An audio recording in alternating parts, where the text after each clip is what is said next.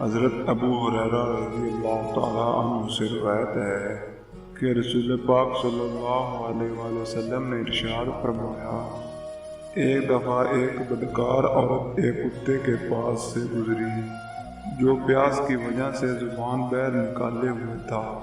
قریب تھا کہ وہ پیاس کی وجہ سے مر جاتا۔ اس نے اپنے جوتے کو دوپٹے سے باندھ کر اسے کنویں میں گرایا اور اسے پانی پلایا۔ اس کی وجہ سے اس کی مغفرت ہو گئی۔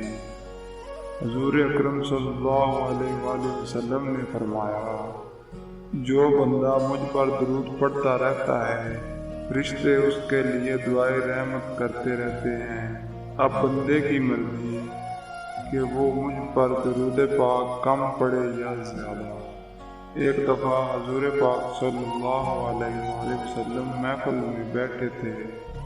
آپ صلی اللہ علیہ وآلہ وسلم نے فرمایا، جب کسی کے والدین کی موت ہو جائے تو ان کو جب دفنایا جائے تو ان کو دفن کر کے ان کی قبر کے قریب بیٹھ کر اللہ پاک کا ذکر اتنی دیر تک کرو جتنی دیر میں اونٹ ذبح کر کے تقسیم کیا جاتا ہے، کیونکہ جب دفن کیا جاتا ہے تو میت اس طرح پریشان ہوتی ہے جس طرح ایک آدمی سمندر کی لہروں میں ڈوب کے مر رہا ہو۔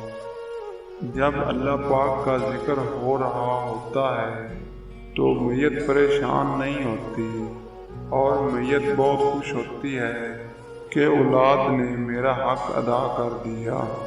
اللہ پاک ہم سب کو اپنے احکامات، پیارے رسول اللہ صلی اللہ علیہ وآلہ وسلم کی سنت اور والدین کا فرما بردار بننے کی توفیق عطا فرمائے، آمین۔